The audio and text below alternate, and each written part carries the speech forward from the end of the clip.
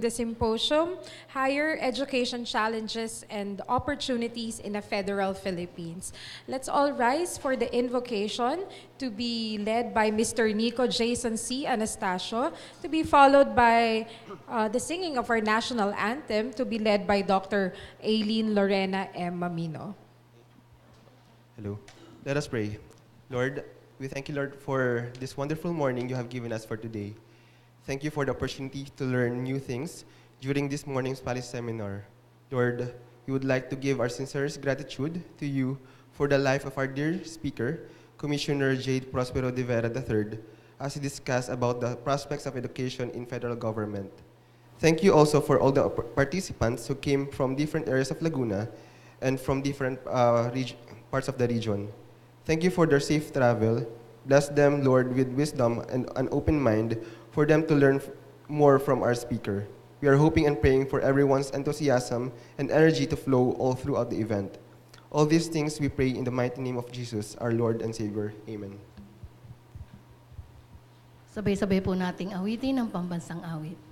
Bayang magiliw, perlas ng silanganan, alab ng puso, sa dibdib mo'y buhay. Lupang hinirang, duyan ka ng magiting, sa manlulupid, di ka pasisiil, sa dagat at bundok, sa simoy at sa langit mong bughaw, may dilagang dula at awit sa paglayang minamahal, ang kislap ng watawat mo'y tagumpay na nagniningning, ang bituin at araw niyang kailan pa may di magdidilim, lupa ng araw ng luwal, ating pagsinta, buhay langit sa piling mo. Aming ligaya ng pag may mga api, ang mamatay ng dahil sa'yo. Thank you very much, Dr. Mamino and Mr. Anastasio. Okay. To officially welcome everyone to today's symposium, may I call on our beloved Vice Chancellor for Community Affairs, Dr. Shirley B. Hamias, who is representing Chancellor Fernando C. Sanchez Jr. for the opening remarks.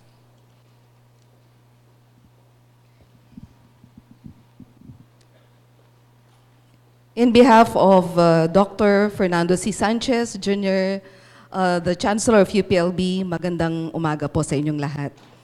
Our Honorable Speaker, Dr. Prospero de Vera, the Third Commissioner and OAC Chair of the Commission on Higher Education, Dr. Jose Camacho Jr., Dean of the Graduate School, Dr. Merlin Paunlagi, Director of the Center for Strategic Planning and Policy Studies of CIPAF, and I see many other deans here. I hope I don't miss anyone. Dr. Enrico Sopanco, the Dean of the College of Agriculture and Food Science. Pwede pong tumayo lang, sir. I also see the Dean of the Graduate School, Dong Camacho Jr. And the former Chancellor of UP Mindanao, Dr. Roger Coino.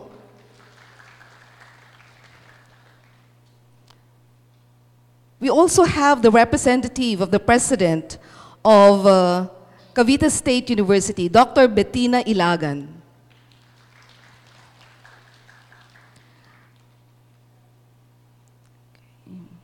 Dr. Merlin Paunlagi, Director of the Center, nasabi ko na po ba ito, of Strategic Planning and Policy Studies, Dr. Leo Gonzalez, Director of Strive Foundation. Ito po si Sir. I'm still looking around. Of course, our graduate students, ating mga mag-aaral sa iba-ibang high school dito sa Laguna, at ang narinig ko ay pati sa Santo Tomas, Batangas. At sa Palawan State University, meron pong representative dito ng Palawan. Okay, fellow faculty members, researchers, and staff, students from UPLB and other schools, ladies and gentlemen, good morning and welcome to UP Los Baños. Maalab na pagbati sa College of Public Affairs and Development sa kanilang ika-20 taong anibersaryo. Ang forum na ito ay bahagi ng kanilang pagdiriwang at saktong-sakto lang sa panahon. Sabi nga, the time is just right. There could be no better time to discuss about federalism than now. There could probably no other better facilitator to discuss the issue than the Center for Strategic Planning and Policy Studies amongst our students. And there could probably be no better speaker than our guest. And there could be no better venue than here in the university, in the academe halls, among students and the youth, who are the stakeholders of the future. For those who may not know it, our speaker had worked for the Senate for more than a decade and who had taught at the National Center for Public Affairs and Governance at UP Diliman, had been studying federalism, teaching about federalism, and spearheading discourses about federalism way back in 2000. Yes, even before it became fashionable and even before the election of our president. At ngayong OAC chair na siya ng CHED, kanya lamang nilawakan at iniangat ang talakayan ukol sa federalismo sa mga paaralan at sa larangan ng edukasyon. The academe being a bastion of freedom and democracy and the haven of intellectuals and the youth can be the best place to discuss the merits and demerits of federalism with sense, logic, and significance. A lot of frustrations on the discussions on the proposed shift to federalism, according to our speaker in interview, is that we only focus on the political side. He suggests that we must focus as well on the substantial side of federalism. How will education look like? How will social work look like? What are the economic realities on the region when we talk about federalism? Kailangan nating talakayin ang federalismo na may bukas ngunit mapanuring pag-iisip. Gaya nga po ng nabasa ko sa thread ng Facebook, kasi Facebook friend kami ni Sir Popoy, tungkol sa issue na ito, may nag-comment. Ang hirap kasi sa iba, akala nila may critical thinking skill sila. Yun pala, critical lang, pero walang thinking. Kaya't kailangan nating mag-isip, maging mapanuri at handang makipag-usap at magpalitan ng kuro-kuro ukol sa federalismo. So much of the future is at stake here. Hence, let the UP spirit of critical thinking, healthy discourse, and social responsibility guide our discussion today. Mabuhay po tayong lahat.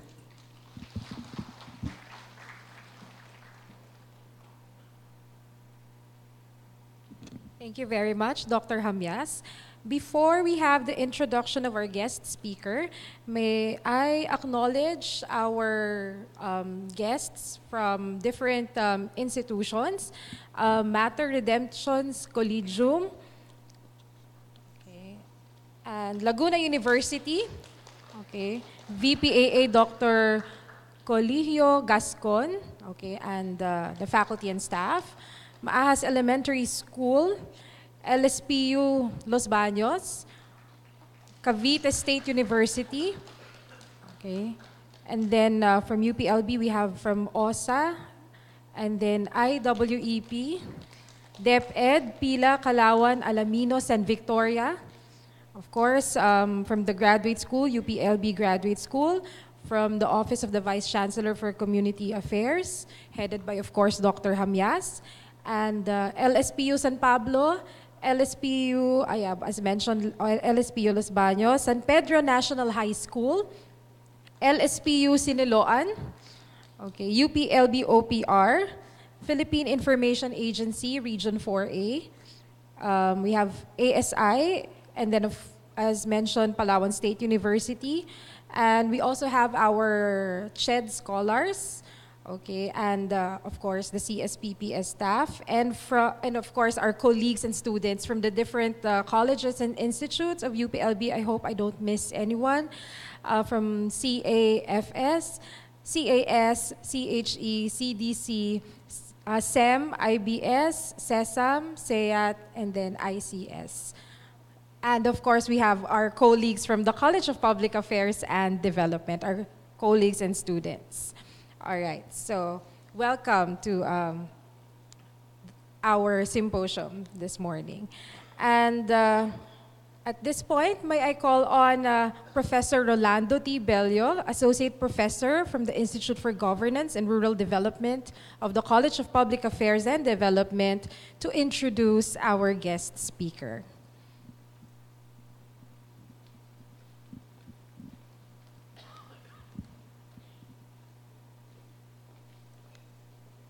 Magandang umaga po. Malamang po marami na po nakakakilala sa ating pangunahing tagapagsalita sa umagang ito, lalo na sa mga sumusubaybay sa kanya sa radyo at telebisyon. Ganun pa man po, ang ating guest speaker po ngayong umaga, si Dr. Prospero Popoy de Vera, ay ang commissioner po ng Commission on Higher Education at ngayon po ay OIC Chair. Siya po ay dating naging advisor ng Philippine Negotiating Panel sa NDF, Communist Party, New People's Army.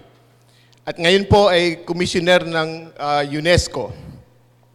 Siya po ay profesor ng Public Administration sa Universidad ng Pilipinas at dati po nagsilbi bilang Vice President ng Public Affairs from 2011 to 2016. Si Dr. De Vera po ay isang academician who has used his technical expertise to help policymakers, educate the public, and run political campaigns. His area of policy expertise cover higher education, agriculture, indigenous communities, environment, climate change, good governance, and local governments. Dr. De Vera has spent 3 decades in the policy arena in the Philippines and the United States. Nagsilbi po siyang Executive Assistant, Chief of Staff, Senior Consultant, at Senior Advisor sa dating Senate President Aquilino Pimentel Jr. at ang current Senate President Coco Pimentel. Nagsilbi rin po siya sa mga dating Senate President pro tempore, Senator Sotero Laurel, Senator Leticia Ramos Yahani, Juan Flavier, at ang mga Senators Gregorio Honasan at Ramon Magsaysay mula sa ika-8 at ika-16 na Kongreso.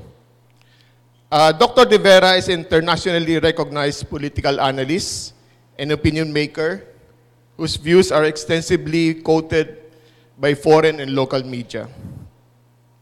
As a public intellectual, he simplifies complex studies and explains national issues through his top-rating television program, Turo-Turo in DCMM Teleradyo and No Filter sa ANC. Siya po ay dating Fulbright Hays visiting scholar sa University of Southern California at California State University, Sacramento. At siya po ay naging Senior Fulbright Visiting Fellow sa Johns Hopkins University sa Maryland. Nagsilbi din po siya sa Committee on Revenue and Taxation sa California State Legislature and was the first Filipino recipient of a California State Assembly resolution commending his work at the California Legislature in 1992.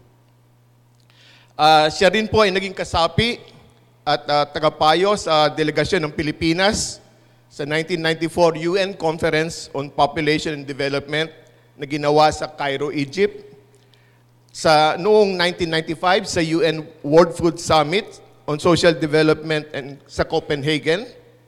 Sa 1996 UN Food Summit sa Rome at sa 2002 UN Special Mission on Children sa New York. As a political strategist, he has run many political campaigns at the national and local levels at ngayon po ay siya ang Pangulo ng Association of Political Consultants in Asia. Si Dr. De Vera po ay natapos po ng BA History at Doctor of Public Administration sa Universidad ng Pilipinas at ang kanyang MA Social Science degree sa De La Salle University. Ang ating pong mabutihing tagapagsalita ngayong umaga, Dr. Prospero De Vera.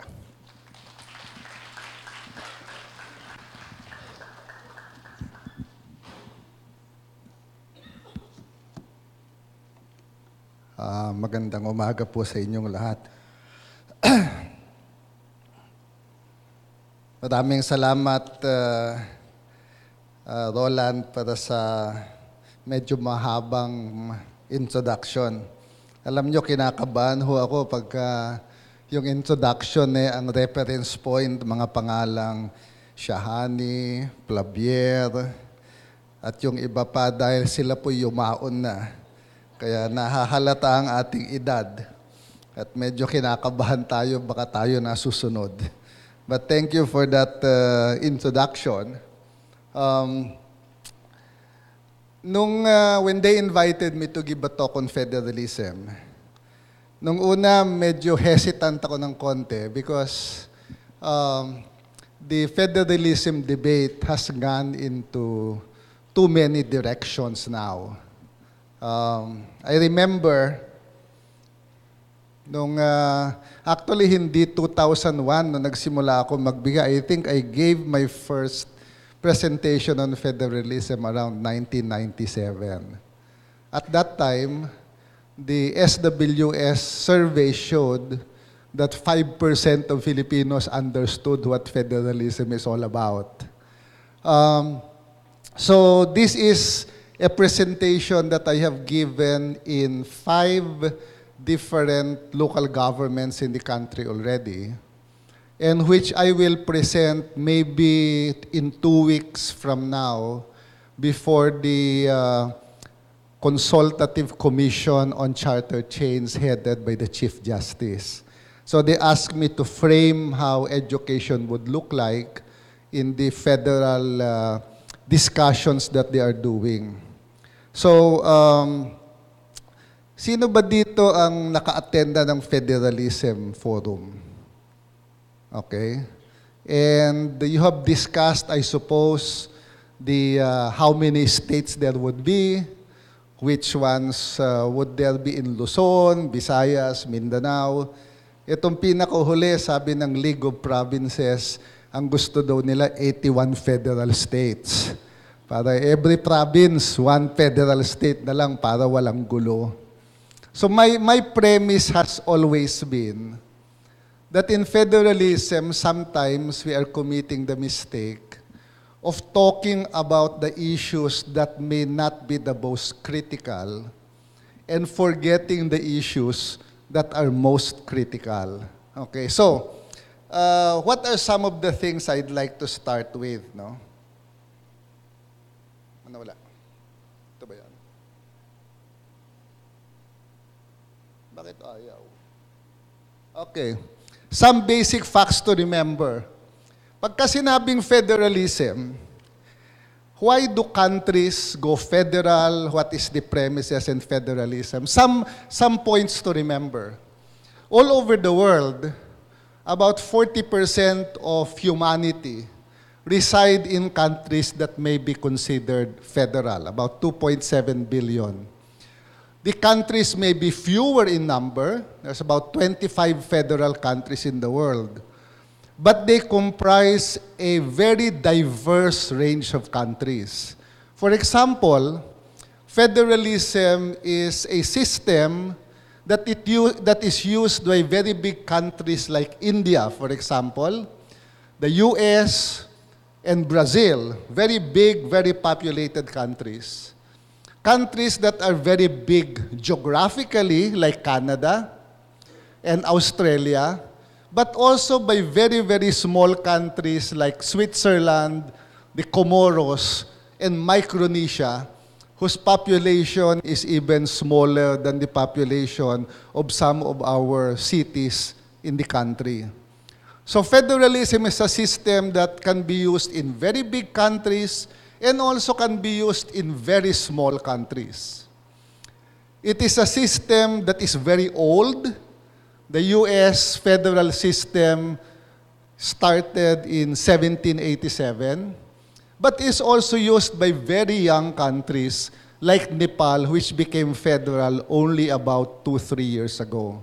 So there is no one model of federalism. There is no one shape of federalism. There is no one way of going federal. So that's the first lesson for today. So federalism exists all over the world. It happens in big countries. It happens in small countries. It happens in very old systems. It happens in very young systems. Okay? In the most generic term, federalism comes from the root word fidus, which means it is a covenant. Isa itong kasunduan. Tama ba? Ang covenant, pinakamalapit kasunduan. No? Isa itong kasunduan. Ano bang ibig sabihin? Ito'y isang kasunduan sa dalawang political entity. It is a covenant between two co-equal partners. The co-equal partners are the federal government on the one hand, and on the other hand, the state, regional, and local governments. So it can coexist only if there is a partnership of equals. It is a covenant that essentially means that both parties have to agree to work together to make the system work. There is no superior subordinate relationship. It is an agreement between two co-equals that are committed, number one, to retain their own identity, but at the same time agree that their identity being together is equally important. I am mentioning this because this is a question that we have to ask ourselves later on. Yung kasunduan ba, yung konsepto ng kasunduan, is it something that we have in the Philippines? Because yung kasunduan, ibig sabihin yan, meron kayong commitment na pangmatagalan yung inyong pagsasama, na hindi kayo maghihiwalay. Ng interes ng isa ay kasing halaga ng interes ng lahat.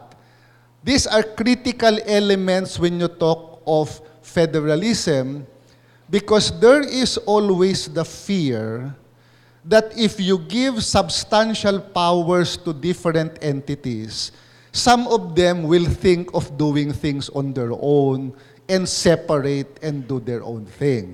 So the question always that a lot of people fear is, if you give substantial power to the federal states in the Philippines, what will stop them from going on their own? Okay, that is always a fear, especially for Mindanao, for example. Sabi, they will secede, they will create their own entity. So that's one thing that we will take up later on. Okay. In the most basic sense, federalism is a system where you divide the powers in the Constitution between the federal government on the one hand, and on the other hand, with the states and local governments. So that's the defining character, that the powers are constitutionally given or constitutionally written, which means that because they are constitutionally divided and written, it will need a constitutional change to rearrange the power distribution between the federal government on the one hand and the states and local governments on the other hand. Okay. Ito madaming nalilito. Naalala ko nung una ako inimbita noon sa Kongreso, nung bibigyan na ako ng plaque, ang topic ko, the shift from presidential to federal. Sabi ko, medyo ayaw ko yata magsalita. Mali yung topic. Ang kinaiba ng ang federal, you have to associate it with unitary. So yan yung opposite. Visualize it this way. Okay? Sara niyo yung mga mata niyo. Close your eyes. Close your eyes. Okay? Draw a line vertically. Vertically, no? Pababa. So federalism talks about the distribution of power from the top to the bottom. The more power is concentrated on top, it is called unitary. Meaning almost, if not all the power, is constituted in the national government or the central government. If you bring down the power downwards, you call that federal. Okay, so it is a distribution of power from the top going down, going to the region, going to local governments. The more power is brought downwards constitutionally, then you have a federal system. Okay, clear tayo sa federal. Ang kabaliktaran, okay, pag horizontal distribution of power ang pinag-uusapan dyan, presidential at saka parliamentary. Okay, so if you close your eyes, you visualize distribution of power horizontally. In a presidential system, the powers are equally divided between the executive branch, the legislative branch, and the judiciary. Separation of powers. If you go parliamentary, then the executive and legislative powers are fused together in parliament and the judiciary is separate. Okay? So pag sinabi mong unitary versus federal distribution of powers vertically, if you talk of distribution of powers horizontally, you're talking of presidential versus parliamentary. So do not confuse the two. Okay. Pag sinabi mong federal, what we have now in the Philippines is a unitary system. Meaning, in the Constitution, all power is given to the central government. All powers. Powers over the economy, powers over environment, powers on agriculture, etc. All of these are powers of the central government. Yung local government, hindi po federal yan. Yung local governments, the national government by an act of Congress, decided to give powers over agriculture, environment, health, and social welfare. They gave them to local governments by law. But that power is fundamentally a power of the central government. There is nothing that stops the central government from getting back this power anytime it wishes by just amending the local government code. So the local government code is a power exercised by the central government. So kung bukas makalawa, they want to get back the power over health, all you need to do is amend the local government code and control over health from national to local can go back to the central government. So yung local government code is not an expression of federalism. Okay?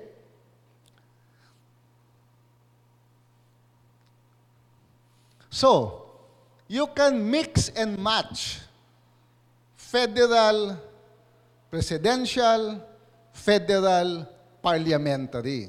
Okay? For example, in the US, you have federal presidential. But you go up the border to Canada, what you have is a federal parliamentary system. Okay? You can have a unitary presidential, like what you have in the Philippines, but you can have a unitary parliamentary, like what you have in the United Kingdom or Singapore. So pwede kang mag-mix and match. medyo nakakahiluhan sa Pilipinas ngayon because some of the attention is given to the presidential parliamentary debate and it is getting confused with the unitary federal debate. Okay?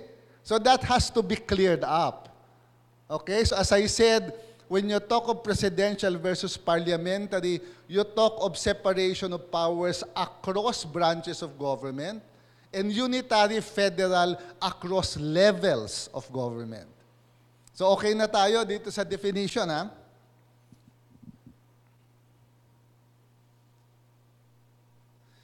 So therefore, when you go federal, the most crucial question that we should ask ourselves is constitutionally, who gets what power and why? That is the question we have to ask. Who gets what power and why?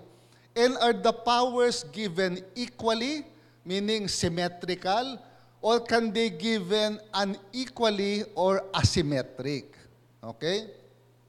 Clearly, there are powers that must remain with the federal government. All over the world, there are powers the federal government cannot give up. For example, foreign affairs. There is only one country. You cannot grant the power of foreign affairs to federal states. You cannot have a passport for the federal state of the Ilocos and another passport for the federal state of Bicol. Foreign affairs can only go to the federal government because one state might declare war against another country and drag the whole country into war. So federal powers can be given only for foreign affairs. Ganon din ang national defense or security. You cannot allow every federal state to have their own army. Otherwise, you will have problems in the country. Currency. Kailangan iisa lang yung piso. Hindi pwedeng merong Ilocano peso, may Bicolano peso, kasi baka yung Ilocano peso hindi tanggapin pagpunta mo sa Federal State of Central Visayas or Federal State of the ARMM. So currency must and will always have to remain with the federal government. The same with customs or immigration. They can only remain with the federal government. Civil, political, human rights, and citizenship has to remain with the federal government. You cannot have a different set of political rights in one state and another set of political rights in another state. So all Filipinos, wherever they reside, must enjoy the same level and the same set of civil and political rights. Okay? So these are the powers that can only remain with the federal government all over the world. Okay? Aside from that, you can mix any powers any way you want. All the other powers, the question is, who gets it and why? That is always the question. Where will education go and why? Where will agriculture go and why? And will this power be exclusive? Meaning, will it go only to the federal state or only to the federal government? Or will the power be shared? That is the key element that we should be talking about, which unfortunately, we are not talking about. We get overwhelmed by this parliamentary, presidential, no election, term of office. We get obsessively captured by the political aspects of charter change. We are forgetting that what will matter in the lives of every Filipino are the substantive aspects on where power will go and why. Okay? For example, it is possible that you give powers of agriculture, health, social welfare, tourism, public works, etc., to the federal, states, and local governments. After all, nag-practice na tayo ng konti dyan. Health is already given to local governments. And although some people are not very comfortable with it, it seems that local governments which do a good job on health have tremendous health delivery systems. You go to Makati, you go to Quezon City, you go to Iloilo. They have very good health systems run by locals. So pwede siguro yan, no? Social welfare, ganun din. Agriculture, pwede na, sabi ng iba. Sabi ni Din Sopangko, hindi maganda ang nangyari. Okay, so these are questions that we have to ask and debate about. Now, for today, ang binigay sa aking trabaho, yung education. So I will not discuss the others. I will discuss only the education aspect. Okay, as I said, the key question is, what powers will be exclusive and what powers will be shared, okay, between the federal government, the state government, and the local governments. The second question is, what happens to the powers that we have already given to local governments? Pag nag-create ka ng state government, anong mangyayari do sa existing powers of local governments? Will you share them?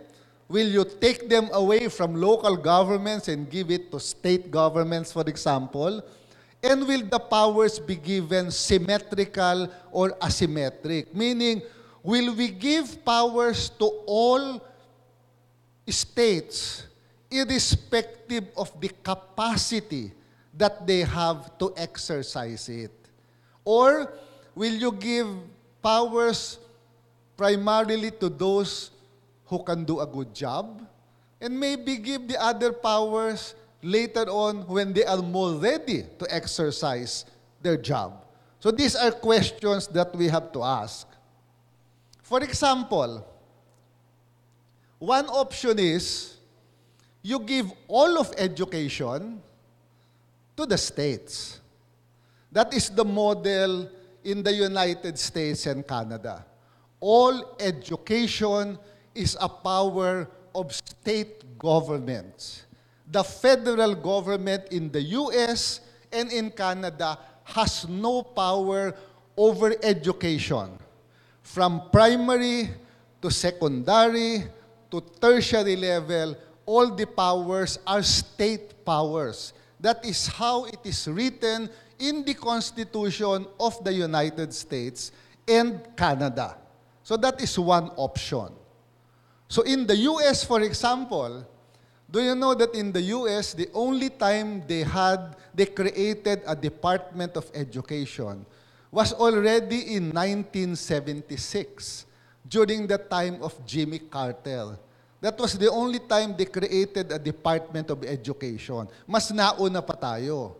Before, education was in the Department of Health and Human Services.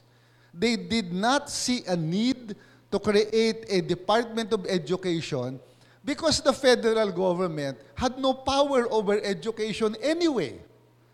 In fact, the only reason why there is a Department of Education in the US is because the teachers' unions heavily supported the presidency of Jimmy Carter. So when he became president, he created the Department of Education.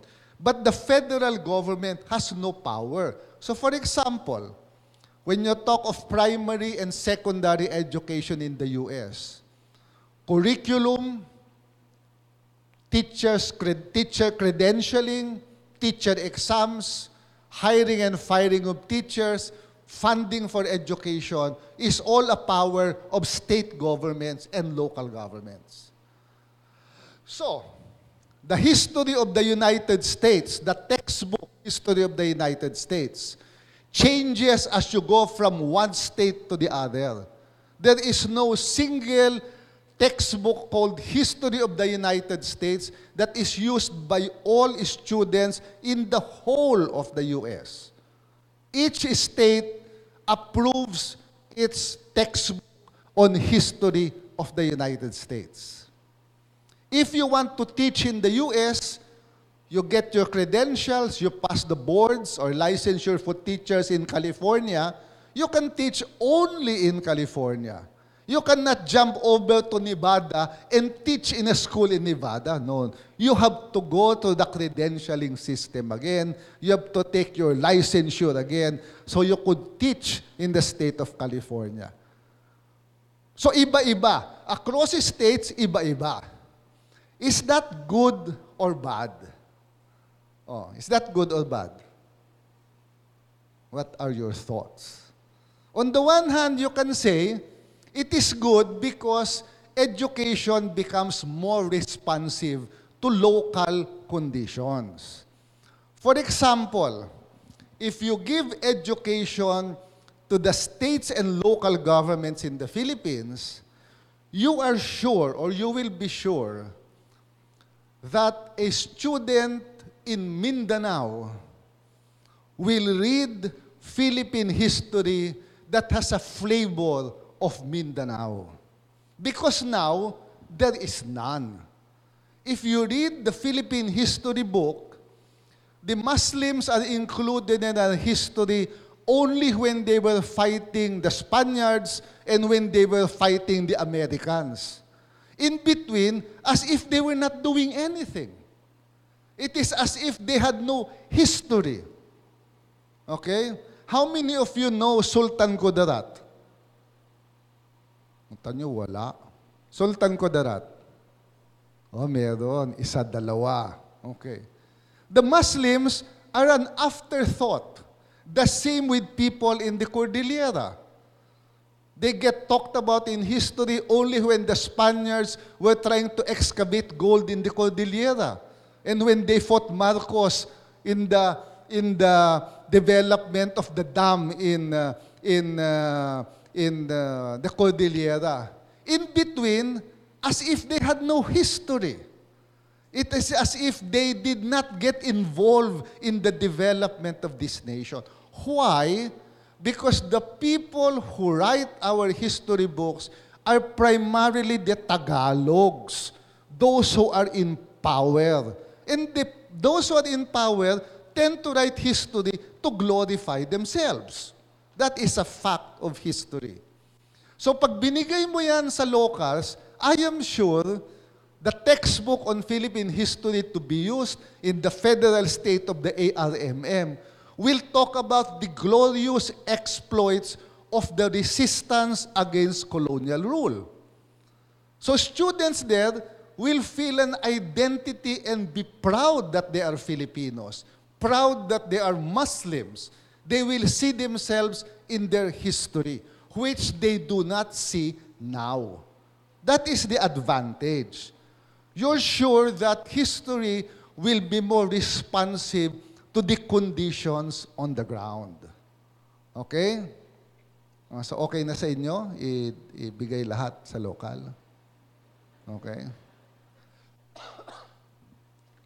What is the downside? What is the downside? The downside is, if we give history exclusively to the locals, we might develop our ethnicity more than our national character. We might be more Ilocanos than Filipinos. We might be more Muslim than Filipinos. So that's the upside and the downside. In the U.S., when I was working in the California State Legislature, hindi makapasa yung history of the United States in California. Because every time na meron ng draft ng history book, there will be one ethnic group who will complain that they do not see themselves in the history of the United States. So yung history textbook sa western side ng US tends to talk about the migration coming from the Hispanic area, etc. Yung history book sa eastern side, ang pinag-uusapan yung migration galing sa Europe. So, iba-iba yung perspective on history. Okay? So, that is what's going to happen. So, if you look at US and the Canada, state governments in the US, 50 states, and the equivalent of states in Canada, which is the 10 provinces, they set educational standards, mandate standardized tests, supervise state colleges and universities, funding coming from local, state, and federal government, and education follows the contours of state socio-economic and political conditions. Okay?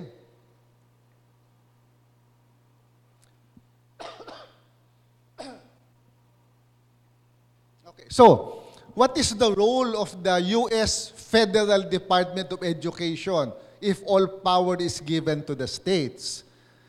Ang ginagawa niya, yung federal grants, it is the one that gives federal grants. You want federal grants, you do testing. It cannot require a national evaluation test on the competencies of students because only the states can do that. But to receive grants from national government, or you do standardized tests, you will get money from the federal government. And of course, it enforces privacy and civil rights. Okay? Collects data, etc. But it does not supervise, it does not have any control.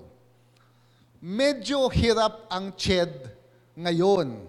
Okay? Kasi we're trying to address the issue of the credentials of Filipino migrants.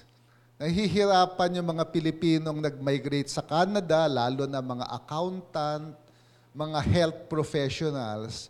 Kasi pag nag-migrate ka sa Canada, yung college or university diploma mo, ang equivalent doon, second-year college student. Kasi kulang yung number of years. Okay? Yun ang problema. So, hindi makapag-test yung mga accountants natin. Sabi naman ng CHED, bigyan nyo na lang ng chance kumuha ng licensure. Because I am sure, if you give them the chance to take the exam, they will pass it anyway. Pero ayaw silang bigyan ng licensure kasi nga kulang yung number of years of schooling. So, engineers cannot take the licensure, accountants, etc. No? Medyo ayos na yan ngayon kasi may K-12 na, tama na yung number of years, but previous graduates have a problem. So, anong ginagawa ng CHED? We want to talk with our counterparts in Canada to look for a evaluation system where migrants can get a separate evaluation and take the licensure. Kasi ang gusto ng Canadian authorities, mag-aral ka pa ng 2 taon dito. Pero siyempre, kung migrant ka, wala ka ng panahon mag-aral. Kailangan maghanap buhay ka. So ang maraming Pilipinong nagmamigrate, nag-iiba na lang ng career. Hindi makakuha ng test. Ang problema sa CHED, because higher education is not a federal responsibility. We have to talk, there is no equivalent of CHED in Canada. We have to talk with every province. Their Ministry of Education in Ontario, Ministry of Education in British Columbia, Ministry of Education in Alberta. So you have to talk to every province. Yung mga iba, medyo open. Yung mga iba, medyo ayaw. So that is the problem because federal powers do not occur or there are no federal powers on higher education. So that's the question. Do we adopt this model in education in the Philippines, in a federal system? Okay?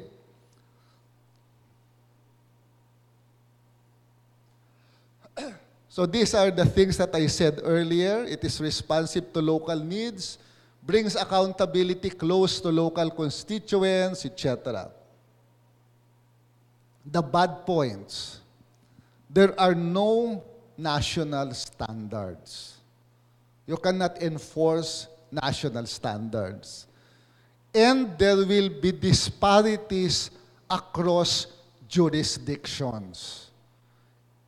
And the federal government will not be in a position to adjust or to address these disparities. Okay? Second, ethnicity may be emphasized at the expense of national identity, and access and equity may suffer in poorer regions. For example, there's a practical problem. If you give all of higher education to the state and locals, the engineer who takes up and completes his licensure of engineering in the federal state of Bicol may not be allowed to sign a document in the federal state or in the administrative state of Metro Manila. You will have a problem if your licensure exams are not national. Okay? And we will have a problem because we now have to compete with ASEAN engineers. You're trying to create a system where Filipino professionals can compete in the region, but if you give the power over licensure exams to locals, you will create distortions in the licensure system. That is a concrete problem if you give all of higher education to the states and local governments. Okay? But that is not the only option. You look at Malaysia. Malaysia is also federal. But they decided to keep all education powers from primary to tertiary with the federal government. So you have two options. North America, they gave all of it local. Closer to home in Malaysia, they gave all the powers to the federal government. The states and local governments have no powers over any level of education. They are merely implementing units. Why? Because Malaysia is obsessed with national planning. It is a country that is notoriously good in planning. Remember, in 1995, Malaysia is the first Asian country to develop a 25-year development plan in 1995. And they said in 1995, by 2020, our citizens will have the same per capita as their counterparts in developed countries. That was the pledge of Malaysia when it passed its 25-year development plan. And by the way, they will keep their promise by 2020. They are notorious for doing very defined planning, centrally planned. So they are federal, but their education system is controlled by federal authorities. Okay? So, the Ministry of Education for primary and secondary level on all public schools across Malaysia, the Ministry of Higher Education oversees public universities and private universities, community college, polytechnics, etc. All public schools are run by the central government and assisted by state education department and district education office. What is the upside? They do very good planning. Their national standards are controlled by the federal government. Okay? What else? Malaysia is doing a much better job than the Philippines on internationalization. Clearly. Because when they allocate resources, they allocate it on a very distinct direction. Money is very rationally used. Okay? What is the downside? Disparities across regions will not be addressed. Okay? The curriculum does not adjust irrespective of what is needed in different parts of Malaysia that have different characteristics. Okay?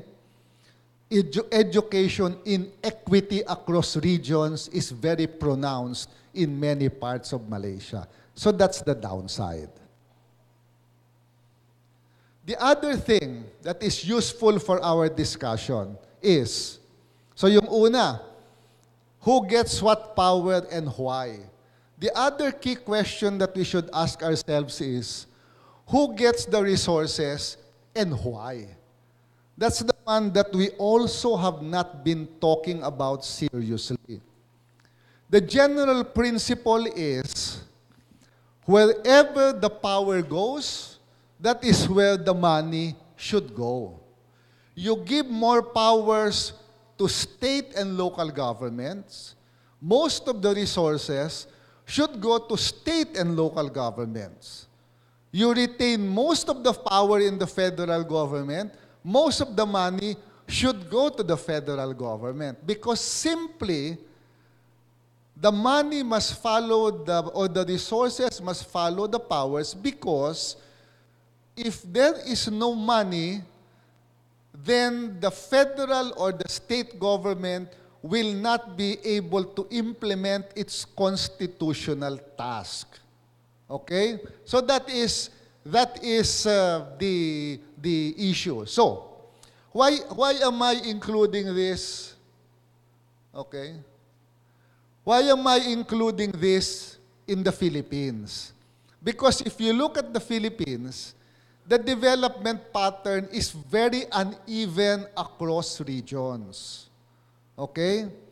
We will need in the Philippines significant subsidies and transfers. Subsidies from the federal government to the poorer states and transfers across richer states going to poorer states. We have to talk about that. Because economically now, only about 3 states in the Philippines can survive on its own. If the federal government just gives the power with no additional resources, the federal state of Eastern Visayas will fall behind. The federal state of the ARMM will fall behind, especially in education, because it requires huge resources to run the educational system. Now, it becomes even more problematic now because we're going to give free tuition and miscellaneous to higher ed. So that is money coming from the federal government. If you give higher education to state governments, what happens to the subsidy of the federal government for free tuition? These are questions that we have to look into and analyze. Okay? Now, this is a modeling that I did. So I was trying to visualize what happens to the state universities and colleges, yung 112 of them.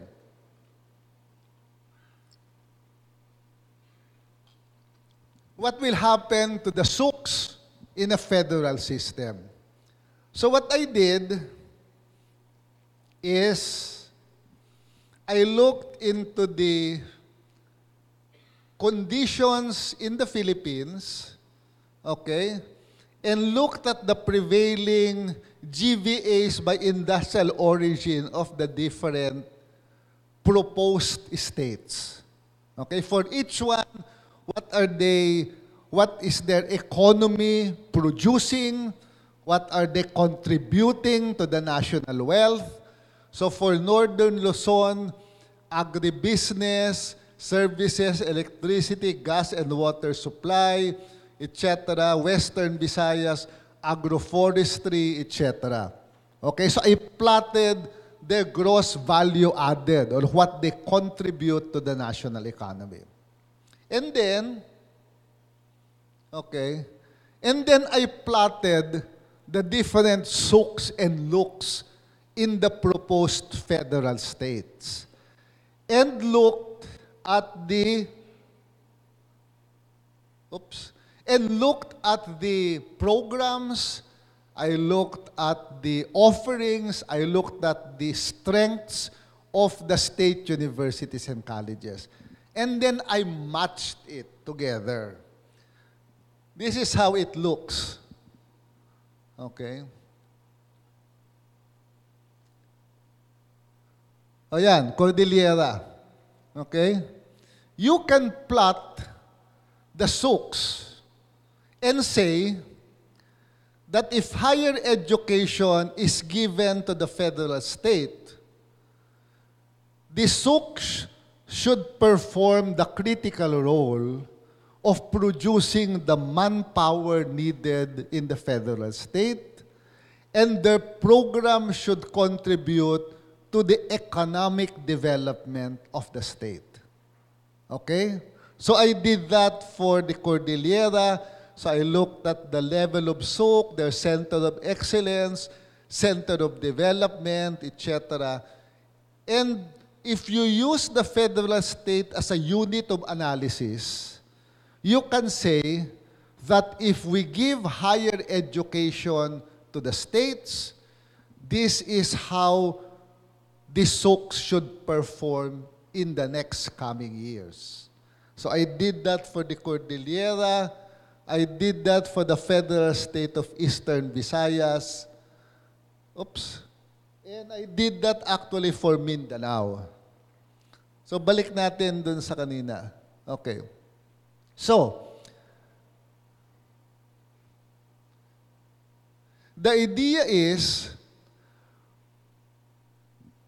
for HEIs with expertise in agriculture, forestry, fisheries, and vet med, they should be souks that should be nurtured in federal states that are predominantly agricultural producing regions of the country. Okay? Yung mga souks na yung expertise nila, hindi naman yun yung critical sa region, then if we provide funding for them, it should be to redirect their expertise to what the region needs. So you can match it, no? Those with expertise, for example, in engineering and technology, they should go into areas where there is mining, manufacturing, construction, and utilities. So Caraga State, for example, which is very strong on engineering programs, on geology programs, taman-tama yan because of the mining activities in Surigao, in Agusan, etc. In some areas, you might need souks with very strong emphasis on tourism, for example, in Central Visayas, for example, in portions of Mindanao. And then,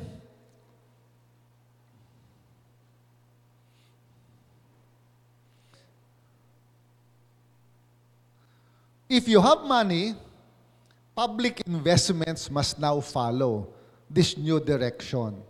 So public investments into the identified HEIs will be given to further strengthen their teaching, research, and development functions. And those that are not very useful in the region, you can start amalgamating them, they can start reducing their programs. I am sure there will be a lot of very unhappy souks. Okay? So they probably will not like my idea. But my general idea for higher ed is this. Okay? Governance of souks, you give that to state and local governments, the day-to-day operation. But national standards, licensure exams must remain with the federal government. Maybe that is the happy mix that we could have. Okay, licensure, national curriculum, national standards, and then national funding will go to SUKs that need help, but what we will help are the SUKs who contribute most to the development of the region. So maybe that is a happy compromise on how the SUK sector will look like if we go federal. I think that's my short presentation. I'm more interested in your questions. Maraming salamat po.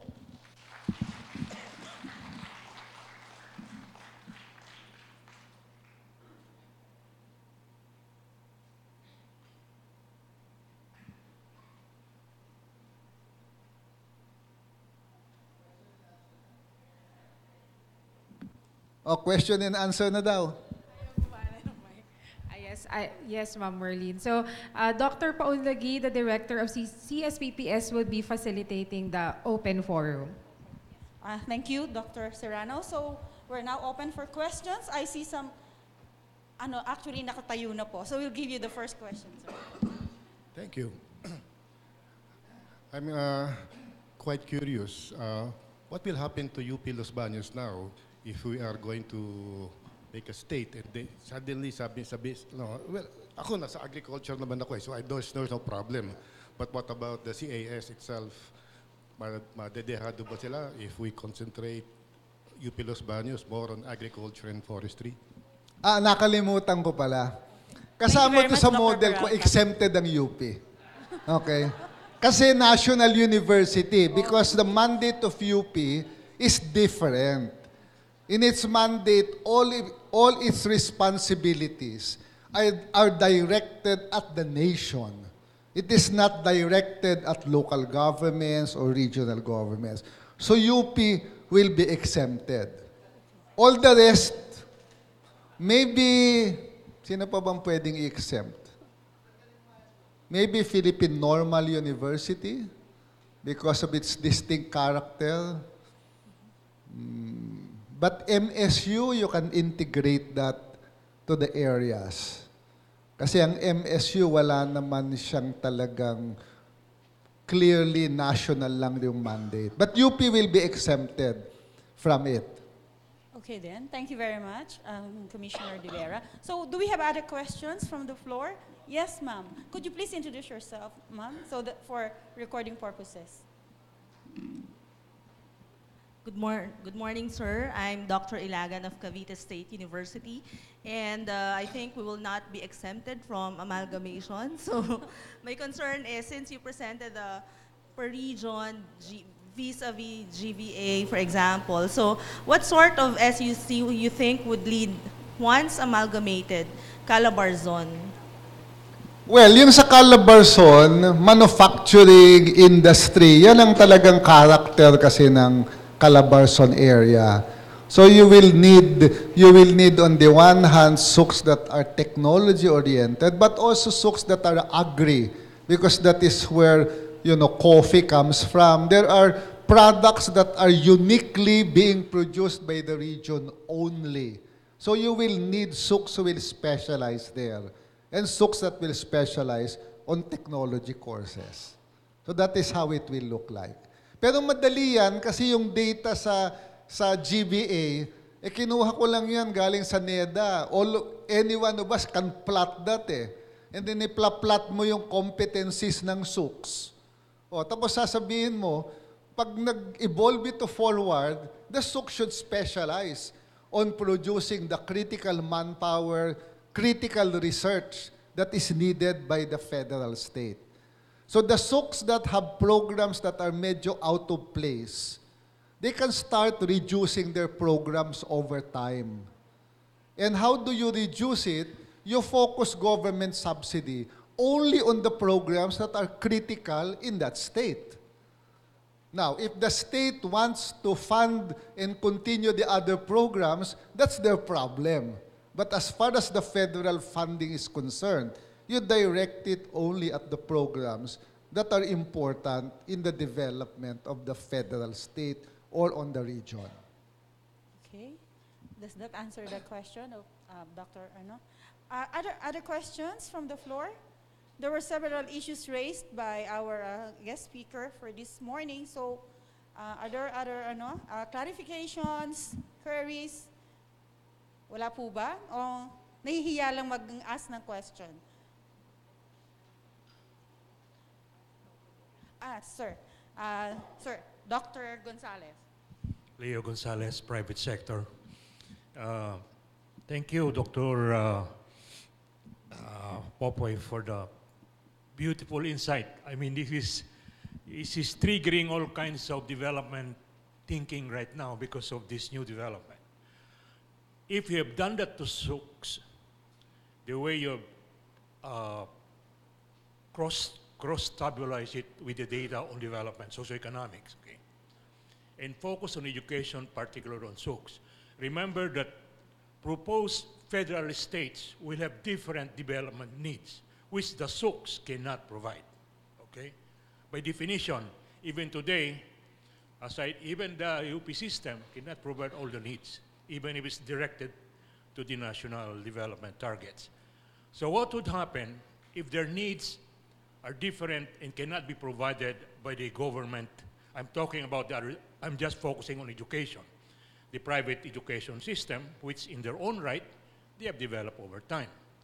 But the mess will come into my mind when there will be concerns by states on different agro-industrial needs, which might not either be provided by education in country, and it will be provided by private sector industrial development all over. So yun ang issue dito, because kung I like the idea na ang competitive advantage na isang state should take care of that as a prerequisite. Pero we are also in the international circle, and the development goes so fast. So there might be a need to really look at the developmental needs beyond what the local level can provide. Yeah, that's why I want UP exempted. Because there are certain national directions and national needs that only a national university can focus on, especially in terms of research direction, in terms of new technologies. Baka hindi kaya at the state or regional level. It also means we should develop a hierarchy from local government-created colleges and universities, yung mga LUCs at saka SOOCs. Dapat hindi pareho ang kanilang ginagawa. Yung LUCs, they will function like community colleges, continuing adult education. They will provide skills that are very specific to the needs of industry in their area. Yan yung contribution ng LUCs. Yung SOOCs, a little higher. And then the private universities have to complement. So it is a mix that will evolve over time from state to state. Kasi if you look, for example, at the way California has evolved, okay, you look at the level of educational systems in California. Ang pinakamababa, yung community college. Community colleges only provide short-term programs. They are feeder programs to the CSU and UC system. And the most that they can give out is an undergraduate degree. Okay? Ang next level, California State University System. They are all over California. They are authorized only until a master's degree. They can only provide undergraduate and masters. Funded exclusively by the state, yung CSU system. Community colleges are funded exclusively by local governments. And then yung pinakamataas, yung apex nila, yung University of California system, which can give out a PhD. And they receive funding from the state and from the federal government. And if you look at the UC system in California, they have evolved to be the one that drives technology. Yung UC system, yan yung mga may link sa defense industry, may link sa pharmaceutical. They're the ones who do research and produce breakthrough. The California State University system is not expected to do that. Only the UC system. Okay? So malinaw yung pag-evolve nila. So the UC system has evolved to be distinctly California in many respects. They really provide all the breakthroughs in the defense industry in the U.S. are produced by universities and in California as contractors of government agencies. So their link with industry is very strong. They produce breakthroughs, etc. You will see there how universities become the engines of research of state governments. So eventually, ganun dapat yung magiging role ng SUCS at yun ang magiging role ng UP. UP should be national in its direction. The SUCS should be providing technology and research in the state level. The LUC should be providing manpower training for the local governments and for the state governments. So that is how it should evolve over the long term. Okay, thank you very much. So before we ask for another question, we'd like to acknowledge the presence of the President of the Laguna State Polytechnic University, Dr. Nestor De Vera. Sir. Andito pala ang aking kaapelyido eh. Okay, sir. So, Dr. Quino, please.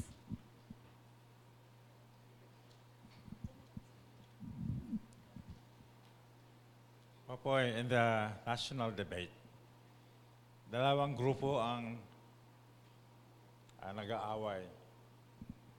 One is for a more radical or revolutionary change, which is going towards federalism. And the other one is for evolutionary, which is improving what is rotten. Papalitan mo ng, babaguhin mo gano'n. It's like a house, no? Ang tingin mo ba sa Pilipinas, is the house so rotten, is the house so bungled up and so impossibly repairable that we need to destroy the house and put up another house or transfer to another place? Or is the house still, in good shape? Ang kailangan mo lang ay ang plumbing ayusin, electricity ayusin, or annexes and so forth.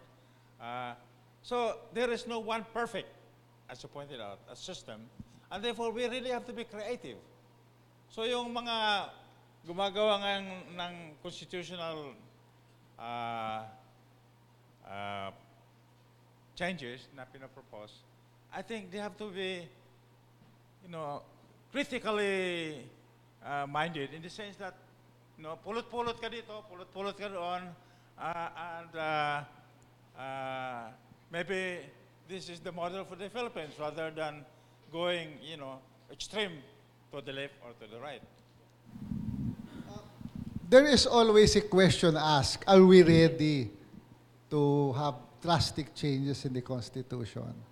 My answer always is, constitutional changes as an exercise are necessarily political. There is no such time as a perfect time where everybody will agree. Because if we impose that, we will never be able to change the Constitution. Any charter change by its very nature is a political exercise where you just say, we will do it.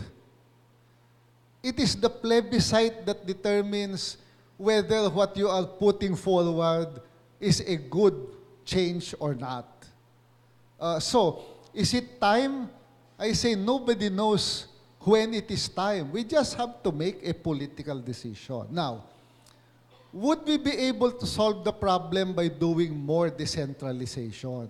Because that is what some groups are saying. I would say yes, it is possible.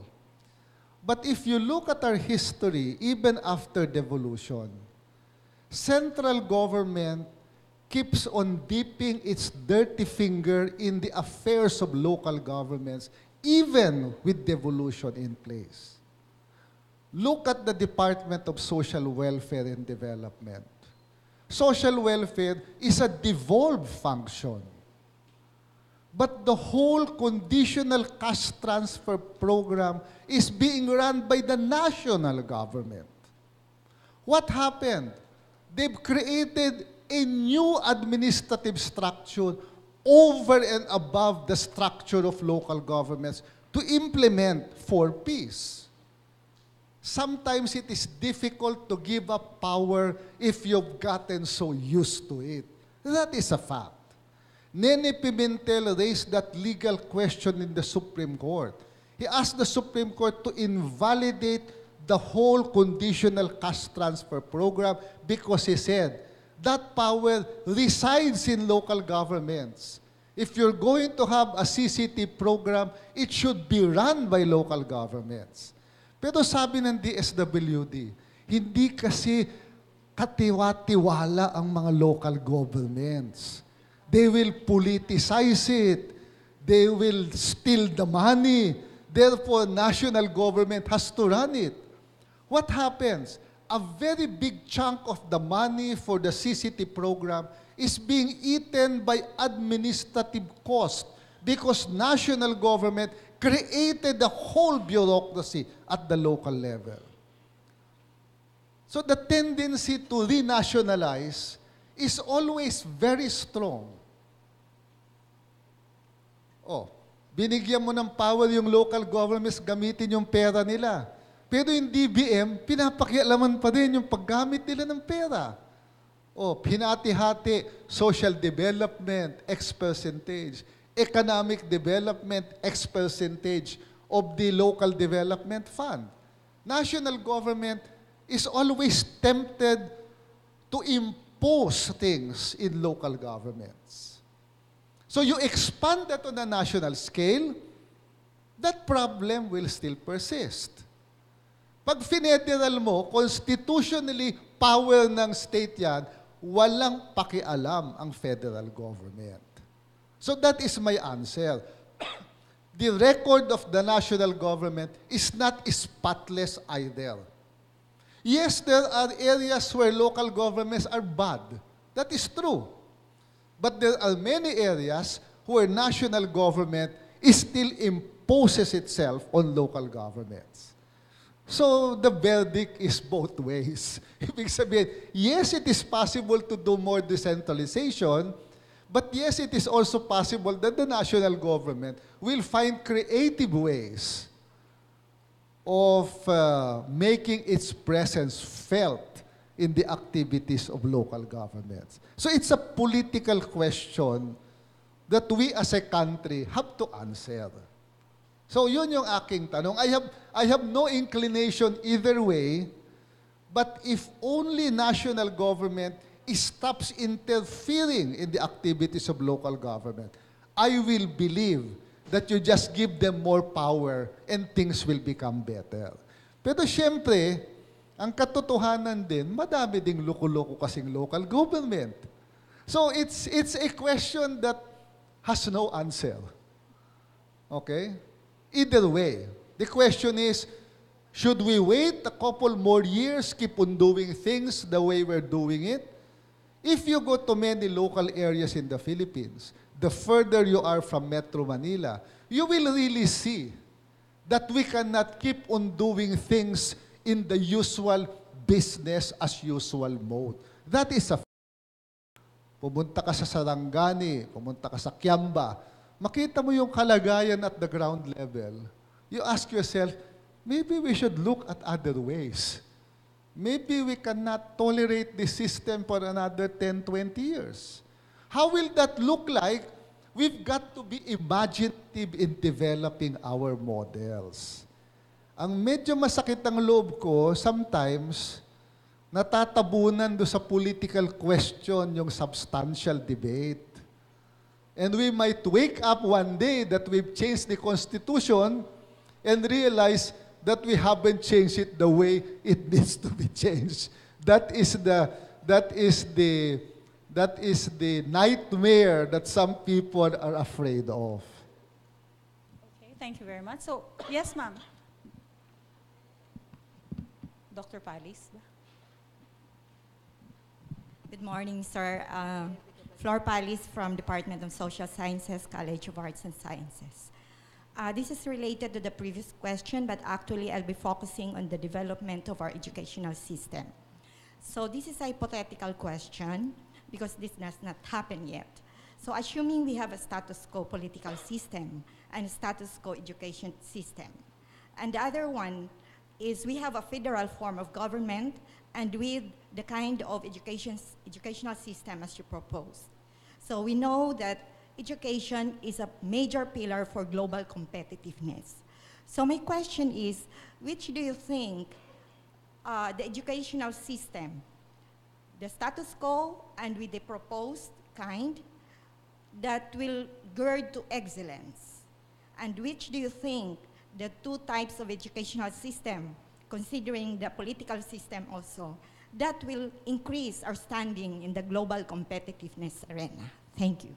Yung global competitiveness kasi, hindi masyadong critical yung primary and secondary education. When you talk of global competitiveness, it is really higher education that you must put some attention to.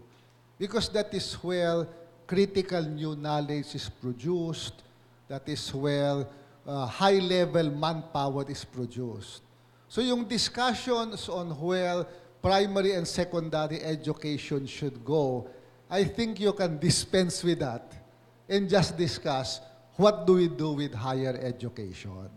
So, again, there's an upside and a downside to either one. Kaya ang proposal ko is share. I also am not very comfortable with just giving the SOOCs completely to the state and local governments. Because you might have problems in terms of the direction for internationalization and globalization.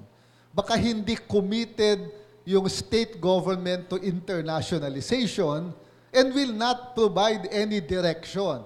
Kawawa naman yung mga SOOC doon, kahit magaling sila, meron na silang linkages, mamamatay yan if the decision-making is left solely to state governments.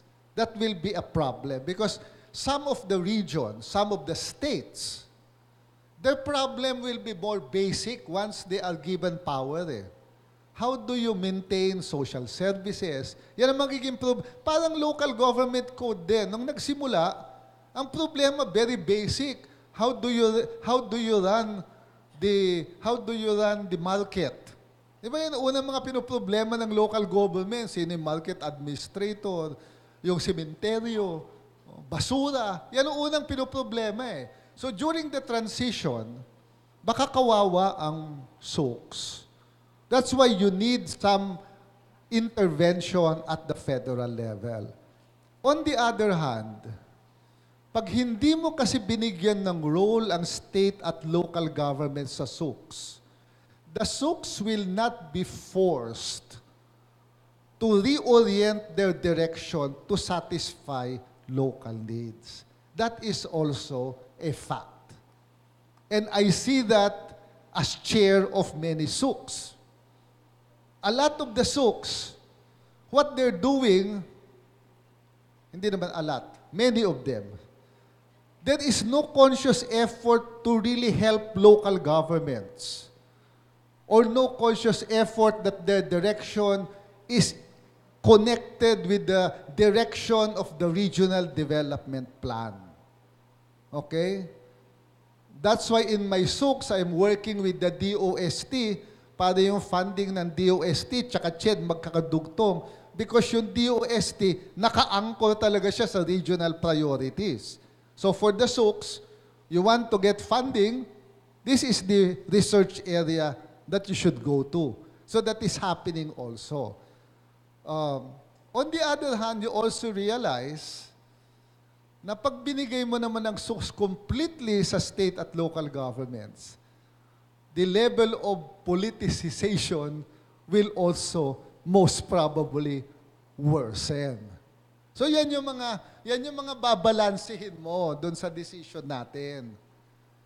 Kasi meron ding evidence out there that the more the politicians intervene in the selection of the president and other officials, the less the effectivity of the sook later on. That is also a reality at the local level. So you have to temper these things together. Thank you.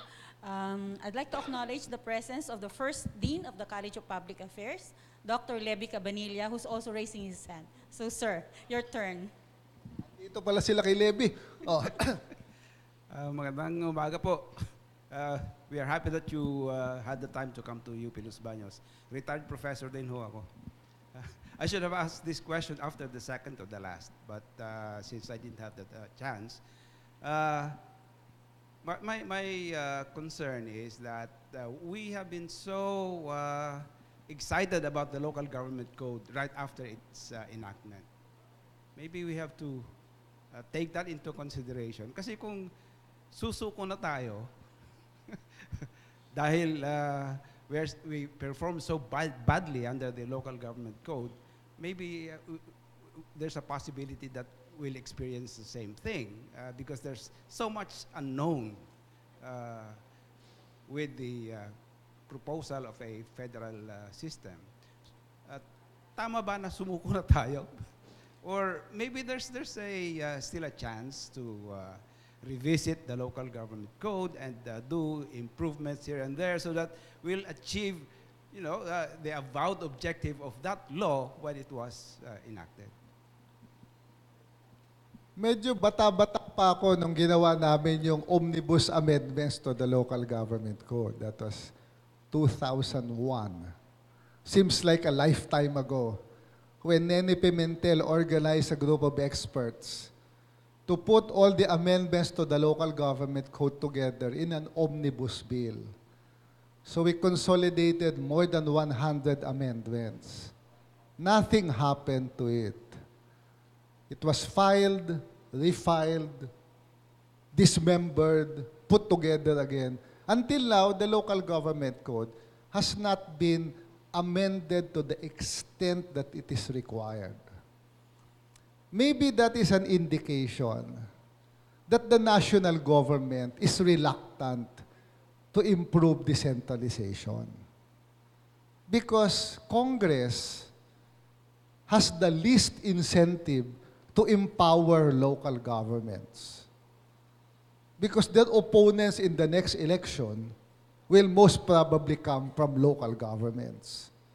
And you wouldn't want very strong local governments because very good local leaders can be very competitive in political contests.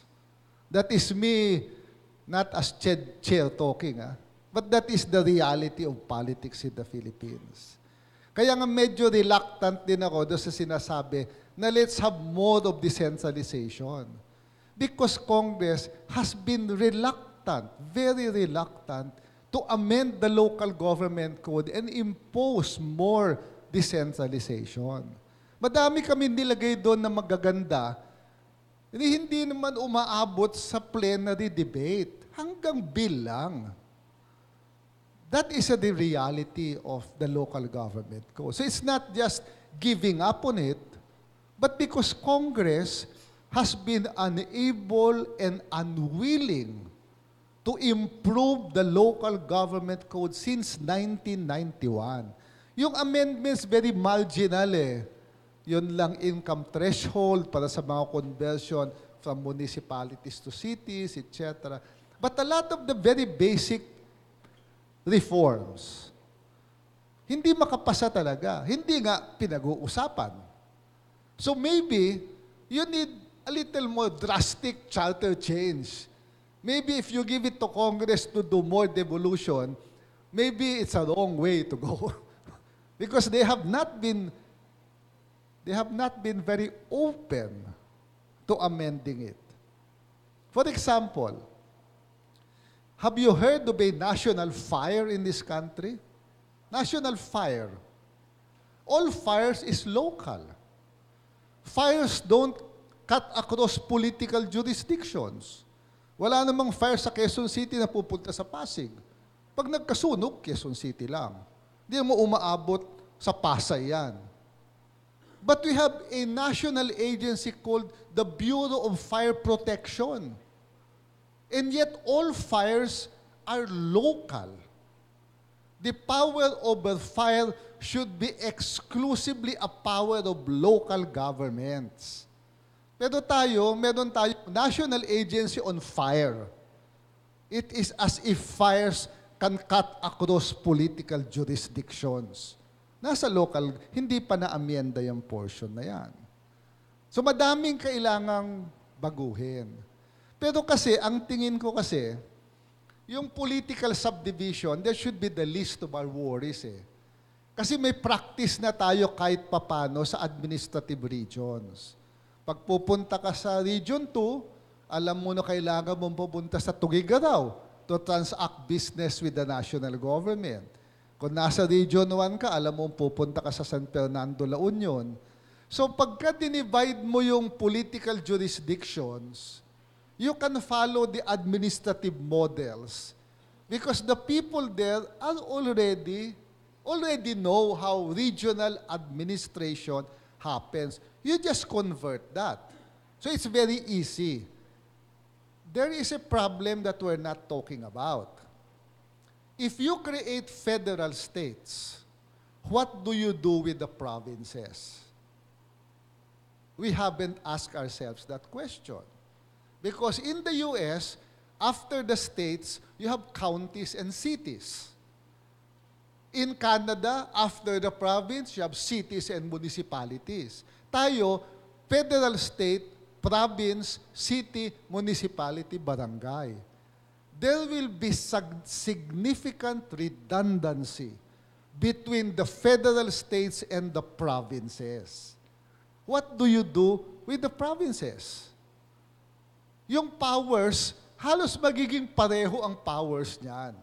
So lagi kong tinatanong ang mga local governments pagka nagpunta ako, sabi ko sa Pangasinan, willing ba kayo na i-abolish ang province of Pangasinan? Sabi nila, yes, yes.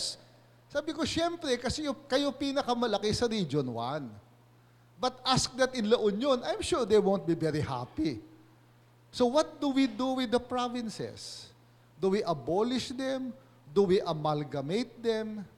If you abolish them naman, they will oppose charter change during the plebiscite because they will lose power.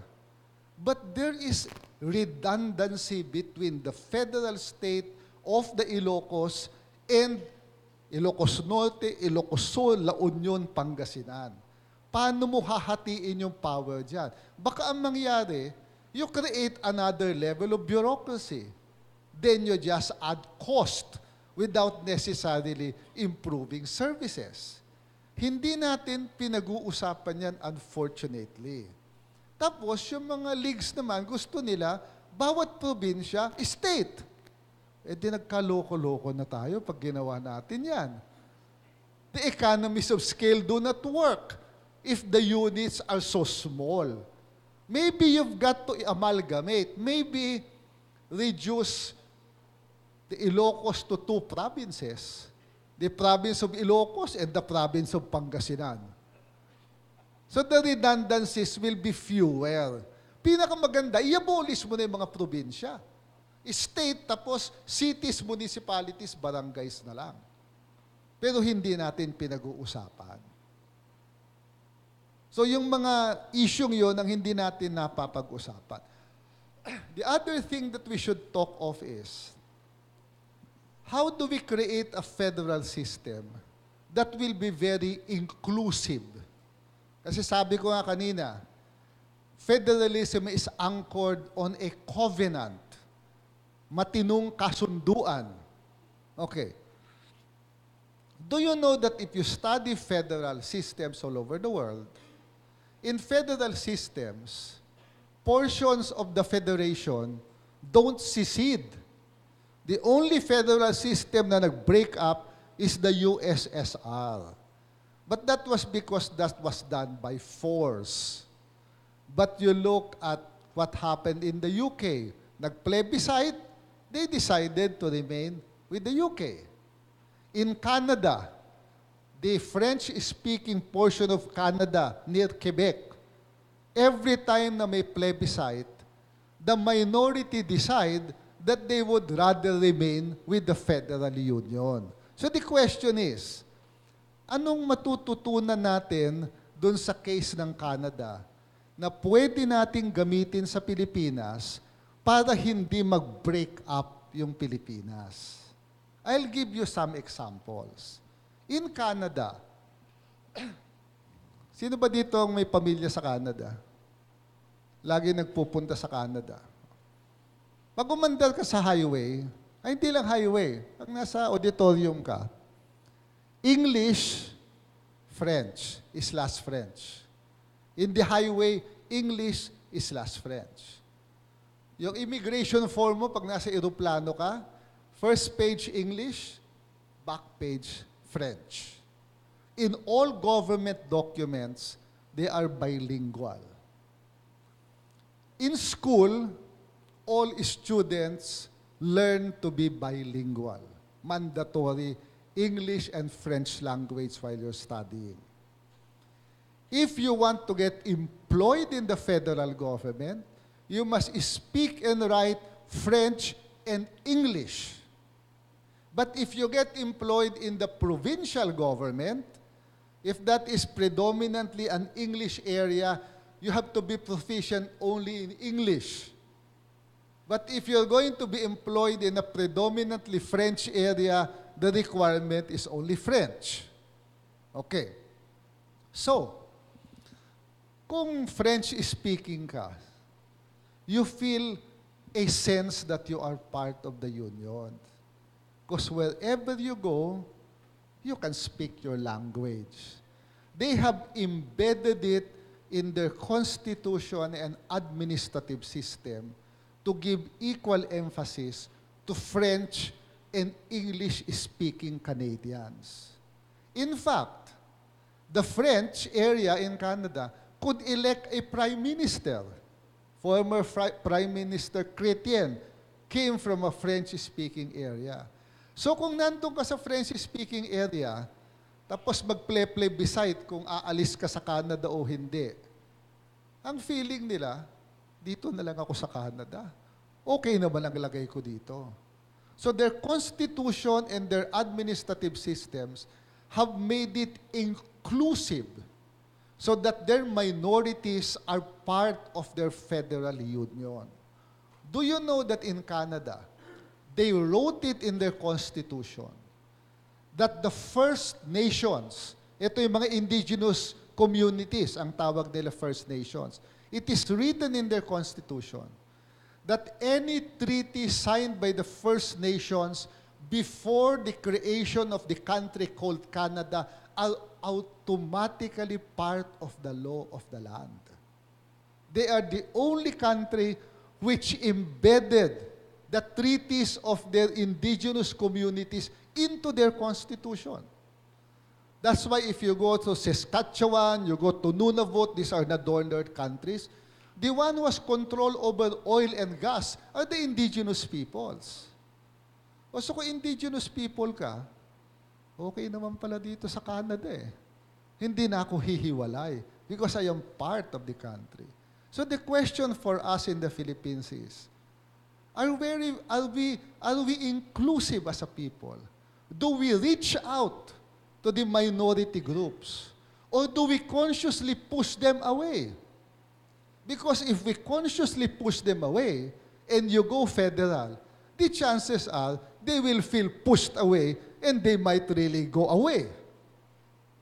Are we as a people, culture-wise, very inclusive?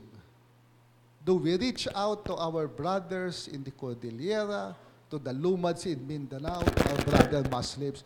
Do we consciously bring them into our national life? Or do we look at them differently? Do we look at them with suspicion? And do we intentionally push them away? That is a question that every Filipino should answer. Because federalism requires inclusiveness. Ano bang sagot nyo dyan? Kasi kung hindi, may problema tayo. May problema tayo. If the Muslims feel that they are not Filipinos, then we have a problem. Do we have a federal culture in this country? Parang ang sasama na ng mukha niyo. Okay. Parang mali we have yata two yung talk questions ko. here. Can we ask Professor Bello and then, sir, right after Professor Bello, then you will be the next one to ask questions, sir. Sir, tanong ko lang po yung public sector financing of higher education in the regime na free education na po yung ating ginagawa ngayon. Considering, sir, na ang GDP natin, 2/3 of our GDP comes from 3 regions lang.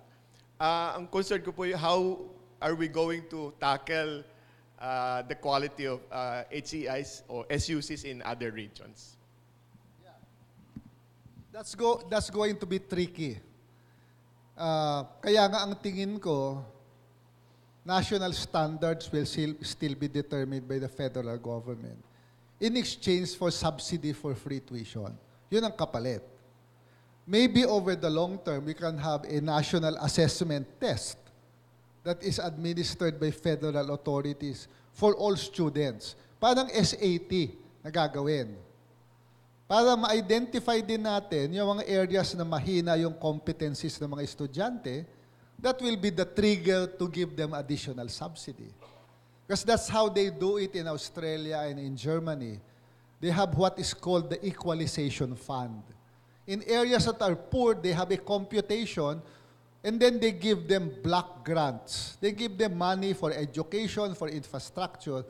Kasi nga, yung economy ng area yon cannot produce enough resources.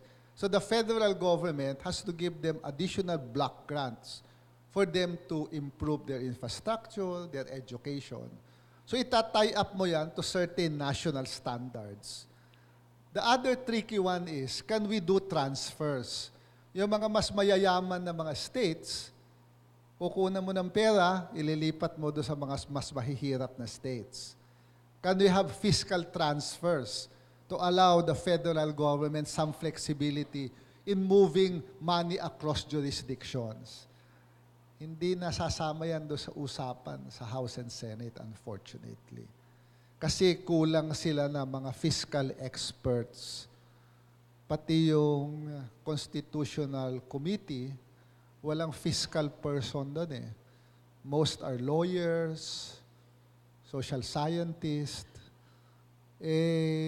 Yung pera, yun ang medyo critical on how we have to be imaginative in tinkering with it. So siguro they can tap fiscal experts in their discussions. Yun ang gusto si CJ Puno. Hindi lang alam ko sino yung mga fiscal experts na itatap. Because we cannot just give the power and then let everyone do their own thing. Alam nyo na kung sino may iiwan dyan. May iwan ng Eastern Visayas, may iwan ng Bicol, may iwan ng ARMM. Sa Mindanao, yung Northern Mindanao, siguro, yung Davao hanggang Caraga, medyo okay yan. But in Visayas, Eastern Visayas is really going to suffer. Hindi ko alam ang Cagayan Valley if it will grow the way it is expected. And then Cordillera, of course, Cordillera will suffer kasi yung resources eh. Unless ang gagawin ng Cordillera, they will tax water, for example. Sa kanila ang watershed. They might impose a tax on access to water. Lahat ng lowland areas, then they can get resources for themselves. So yun. The other thing that we may also answer is, sa US kasi ang ginawa nila, each of the states drafted their own constitution. So there's a constitution for California, a constitution for New York. I don't know how much leeway and flexibility we will give the states to craft their own legal framework. Or do we prescribe most of it and then they just do the implementation? Yun ang isa pang kailangang pag-usapan. So, sa US kasi, if you travel in the US, remember, you go through what is called I-80, I-50, yung highway. Ang ibig sabihin lang noon ng interstate highway. Kasi sa US, ang control over the highways is a shared power between states and the federal government. All highways that cut across political jurisdictions are constructed, maintained, and policed by the federal government. All highways that are within a state are managed by the state transportation people. Now, why did they share this? Kasi yung highways, if they cut across political jurisdictions, you cannot give that exclusively to the state. Kasi baka yung specs iba-iba, yung quality iba-iba, yung rules of the game iba-iba. It affects interstate commerce. It affects the economy. Baka doon sa isang state maluwag, biglang sa susunod state tinipid. O yung isa ayos, yung isa sira-sira. That's why interstate highways are run by the Federal Department of Transportation. Baka ganun din ang kailangang gawin mo sa Pilipinas. Highways that cut across states will be run by the federal government. Highways within states will be run by state authorities. So that standards are met. Pati yung kaya yung pulis dyan, iisa'y nagpupulis. Iba din yung pag nagpunta ka naman sa sa local highways. So these are the things that we have to start tinkering and start talking about. Basta ang kailangan talaga, for every power, the question is, who gets it and why? Where do you put it and why? And the second one is, will it be exclusive or shared? Will it go only to the state, only to the federal government? Will it be shared? What will be the parameters of sharing? Because every decision has an upside and a downside. There is no one answer, unfortunately. We have to discuss and we have to decide what is the best for the Philippines. Ganun din ang agriculture. Will agriculture purely be state and local government responsibility? Or will the federal government have some control over agriculture? It's a question that agriculture experts should talk about.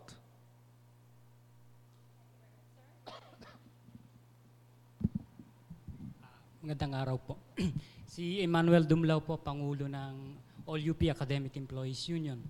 Napakaganda po ng konsepto ng kasunduan na pinag-uusapan nating federalismo. Ngayon po, sa pagkakaalam ko ay may 3 version ng federalism, no?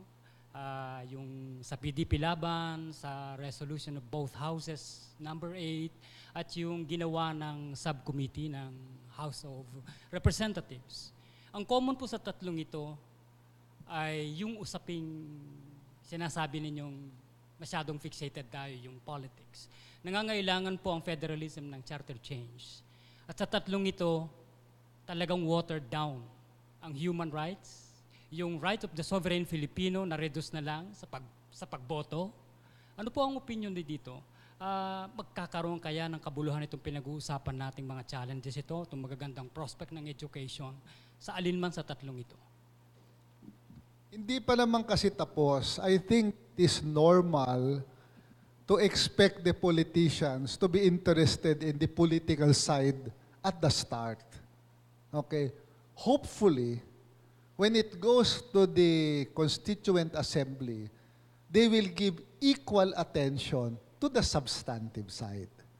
Okay, normal. Kasi una, pag inisip mo, siyempre political.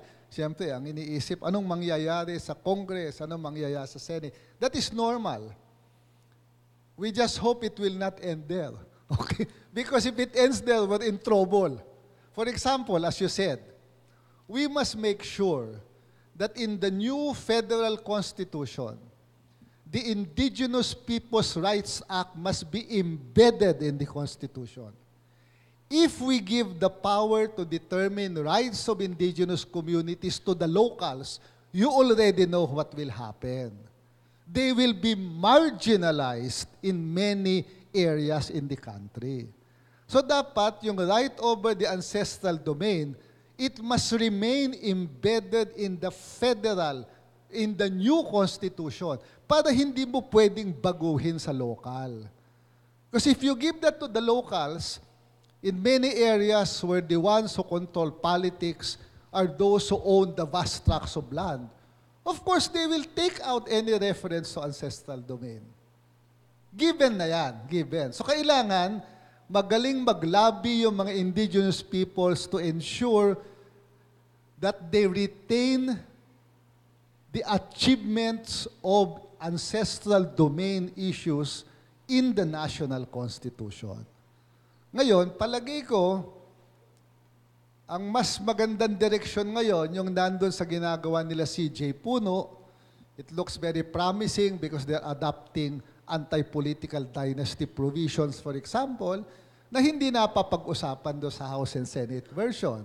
So at least doon, napag-agreean na nila. They will cut dynasties. No? So this is an opportunity for us to correct infirmities in the existing constitution. Dapat doon sa new constitution, hindi na binibigay sa Congress ang responsibility to enact dynasties because anti-dynasty, because it will never be enacted if you do it that way. It define na sa Constitution ano ibig sabihin ng dynasty, i-limit na up to a certain level para pag napasa yung Constitution, wala nang flexibility to go around it. So this is a chance to embed pro-people provisions in the Constitution. And it is a responsibility that all of us must take seriously. Otherwise, baka nga yung Constitution na lumabas, baka mas masama pa doon sa sinasakit ng ulo natin ngayon. That is a possibility. Oh, may mga gusto lang tanggalin yung term limits. Oh, that is a very dangerous trend. Oh, we must retain the good provisions and improve the bad provisions to make it good like anti-dynasty. So thank you very much. Are there other questions from the floor? Okay then, if none po, I'll ask the last question. Pwede po ba? I don't know whether it's proper to ask here, but this is the second time that we'll be sponsoring something on federalism. So during the first time, we invited President Napoleon Abueva, and so we asked him about Jose Abueva, sorry Napoleon, Jose Abueva, and we asked him about this federalism because all of his writings are about federalism and pro-federalism. And then he just answered one question po, and he said, let the Bangsamoro Moro law fly first before we talk about federalism. What are your thoughts on this? I disagree. I disagree. If we're going to go federal, we must go federal all over the country. If you exclude the Bangsamoro, that is the perfect recipe for it to fail. Parang ARMM yan. We must pursue federalism not because we are favoring a certain group, but because we want to develop the country. Ang magiging issue talaga sa Bangsamoro, baka asymmetric. You give more powers to them than to the rest of the other federal states. That is a question, that's a political question we have to answer.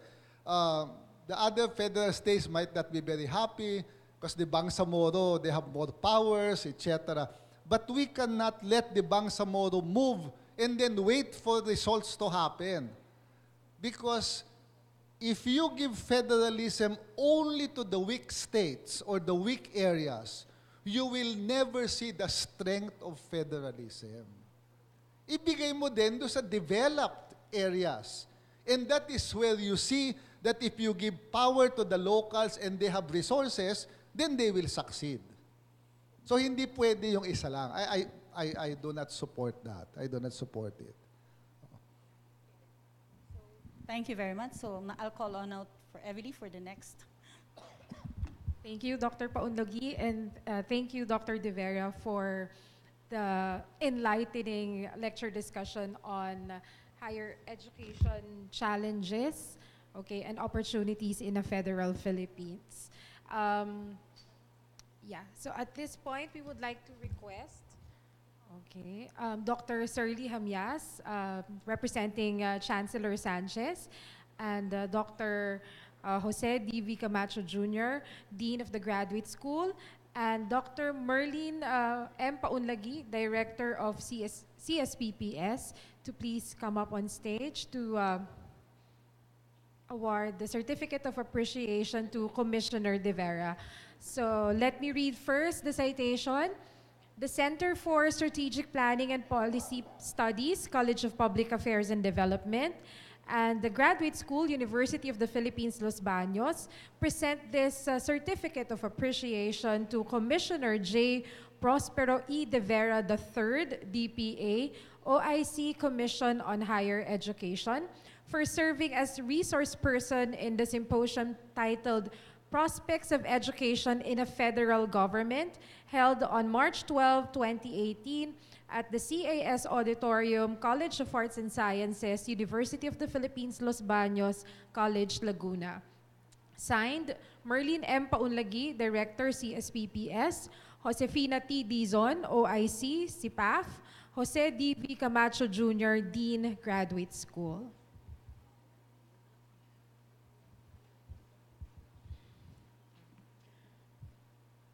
Okay, a round of applause, please.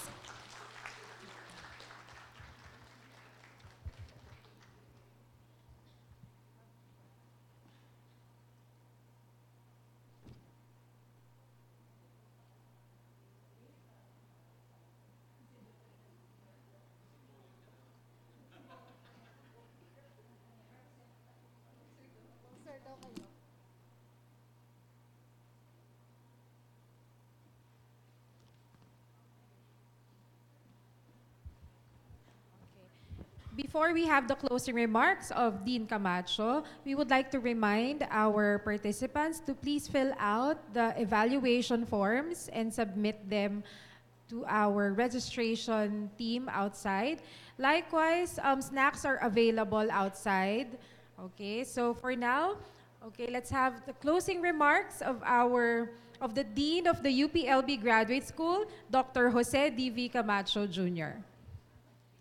Good morning, colleagues of UPLB, faculty members, students, our guests from other higher education institutions. We are very pleased that you have come and joined us in today's symposium. It is our duty to remind ourselves about the challenges and the concerns that our country is facing. As Commissioner De Vera mentioned, we as a national university, we have greater interest and greater concern on especially in initiating debates and presenting the issues and challenges that we're confronted with. And the issue about federalism is no exemption. As Commissioner De Vera said, the issues that we're facing now is sometimes bangled by different interests. And as an academic community, and being the national university, we have that role to enlighten, to make to initiate critical thinking among our students, our faculty members, and our staff. As George Bernard Shaw states, beware of false knowledge. It is more dangerous than ignorance. So with this, ladies and gentlemen, we thank all of you for coming in today's symposium. Maraming pong salamat, and we hope to see you in next symposia or gatherings that will highlight the university's stake on these issues, particularly that concerns federalism. Maraming pong salamat. Mabuhay po ang Pilipinas.